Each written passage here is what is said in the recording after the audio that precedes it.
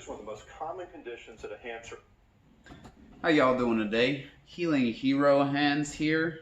I'm shooting videos, trying to do reviews on surgeries and stuff. As a massage therapist, I've realized that there's a number of surgeries that get done that could possibly be avoided. There might be alternative methods, and I've realized that not a lot of people are mentioning them.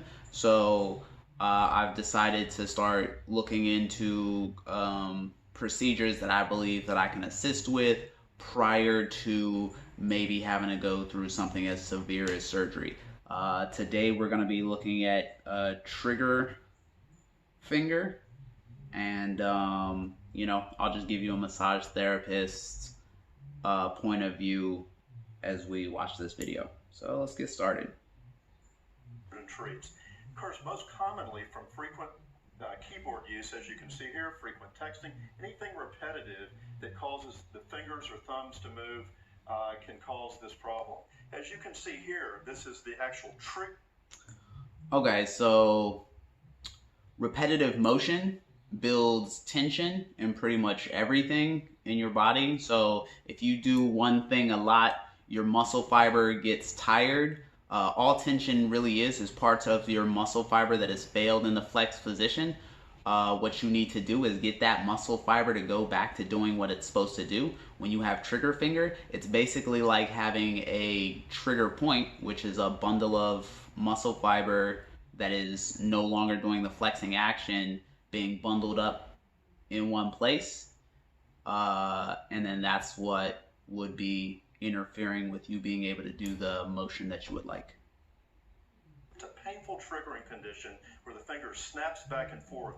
Ring finger is most common, but can occur in any digit. Now let's take a look at an animated anatomical picture here. The blue structures are the flexor tendons. There's two to each finger and one to the thumb. And they go through these white bands, what we call pulleys. And it's within these bands that you get the mechanical advantage to be able to bend the fingers into the palm. As you can see from this picture, the fingers are being bent into the palm, and now as we... These little sheaths help guide the tendon in the correct direction. I believe the surgery for this, they cut these, and the issue with that is that those tendons that are supposed to be following a pretty direct path can now kind of slip to either side, and they won't follow a direct path like they should. It's like, this is the pathway, we're gonna cut that. That's why I believe that there's other options besides surgery. Great, and you can see, again, the tendons are moving back and forth. Now, what happens is, from repetitive use, you get a little nodule that forms in the palm on one of the tendons, and that nodule becomes larger over time from repeated friction. And much like a little knot in a rope trying to go through a pulley, this nodule starts ramming into the flexor sheath or pulley. That nodule is just a giant trigger point. Fixable. You can loosen up the muscle fiber, which will in turn loosen up that tendon, which will in turn help it relax to the point where it'll shrink and go away, and then you'll get that full mobility back. System, and it actually can grate back and forth, causing this popping of the joint just beyond that, or the middle joint in the finger. In severe cases, the finger can actually become locked straight, but more commonly it's locked in a bent position. Now, initially when the patient comes in, we will do a cortisone shot, effective in about 50% of cases. Cortisone shot is a numbing agent. It can help slightly with inflammation, but it may just be that it numbs the finger enough to help people kind of work that trigger point out themselves, or it numbs it enough where they don't feel that discomfort, but I assume they probably still feel the clicking action that would come along with that. But you'll see from an animated video here, we'll actually show you the surgical procedure. We make a little cut, local anesthetic, about a 5-minute outpatient procedure, a little light sedation. We actually cut the band that's impeding the tendon, and we open that up. That allows the finger to bend. We place several sutures, 2 or 3, 4 sutures in place, and a little light dressing. Now, an actual picture or video of a patient undergoing this procedure, you can see here putting the scissors right underneath this white structure here. The retractors are in place. We're snipping with the scissors that band. You can see a great picture here of that actual opening up of that band. In this case of this patient.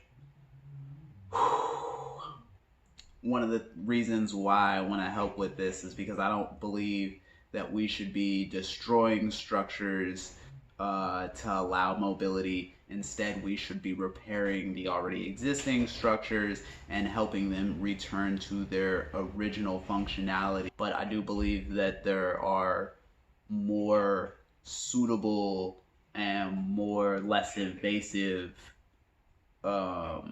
techniques to heal instead of surgery. She had no flexion. Upon releasing her tendon immediately, once we awakened her during the procedure, she could bend the thumb. So after the procedure, it's about 10 days with a little light dressing or Band-Aid over the incision. You're moving it right away. Sutures come out 10 days later. And then it's about a 4-week total recovery, just because it's sensitive skin to place a cut on the hand. So it's about 4 weeks, give or take, for all the soreness to go away. But activity is tolerated. Now, there's very little chance of recurrence with this condition, but what you will see, it'll pop up in other fingers over time. Even at several months later, just from using the other hand or the same hand, you can get repetitive motion, and another one comes up. Okay, so if you stop using that finger for a month and you have to overuse or overwork your other fingers, they will in turn gain more tension. They will then in turn gain those little trigger points and nodes in that finger, which can cause your other fingers to get trigger finger. So I agree with him on that. Again, I would say you want to loosen up the entire structure, the hands, the wrist, the forearm, everything connected to those fingers, so that those structures aren't pulling so tight that they're restricting the hand from being able to move. Even if you cut those tendons, eventually the hand may get tight enough where your fingers don't extend all the way anyways, because the muscles in your forearm are so restricted, your flexor digitorums are so restricted that you can't actually open your fingers the way you would want to. So I definitely believe massage is a more beneficial, or at least something you should look into before thinking about your trigger finger surgery. And yeah, I could help with that. I'm not sure if there's a lot of other massage therapists that are addressing that issue, but it's definitely something that I've fixed for a number of people. Look me up, Healing Hero Hands. I'm on Yelp. I'm in Burbank. I hope this helps. I guess like, subscribe. I'll try and put some more information out. If you guys got any questions or comments, please let me know. If you disagree in terms of why you think trigger finger surgery is more effective, I would love to have the conversation. I just think that, there's better ways. Anyways, hope this helps. Okay, so today I am helping a client out with trigger finger. Her index finger, being the worst of them, is actually slightly bent, so you can tell that it's pretty tight. Which one of your fingers was bothering you? That one's bothering you the most? Which one other than that? The pinky? Yeah. Okay. So if she stops, you can see that she has a little bit of hypermobility in this finger. She bends that back. This can also lead to that tendon lock thing, because it is pushing past the locking mechanism, and her tendon is holding things in place, and then this one on the back is being pulled past its limit, so it'll get weak, and then it'll lose some of its ability to pull the finger back, and then she will also gain inflammation on the tendon underneath this finger, and that's what will lead to a nodule or a little knot keeping that finger from extending. You can almost feel it on this finger and definitely this one. Anyways, we're going to try and fix it a bit, and then hopefully she'll get some more range of motion back in that finger without it locking in place. Okay, how are your hands feeling now? Definitely smoother. You still got to avoid that hypermobility, so you want to keep those like that. But when you do that, when you arc them the wrong way, Do it again. You see these little bumps that are forming at the bottom? Oh. That's your bursa pushing out of place because you're passing the lock and it's pushing that cushion out of the bottom of your finger. It's funny my index fingers aren't like that though. But Yeah. everything else. You hyperextend those more. Interesting. Probably by a lot, you know? Like this one, it can go, but it Yeah, oh no, doesn't it go can, as but much. that's not my resting point. Yeah, and these seem to rest backwards. So you want to pop those back into place, keep those fingers there. But that's what that puffiness is from at the base there. Interesting. But fluidity wise, how do they feel? They feel like I can roll them, like they're not stuck, they're not Yeah, locked. no more trigger. Yeah. Alrighty. Well, that's how trigger fingers can be dealt with. What was that, like 10 minutes a hand? Yeah. Yeah. Alright. Perfect example.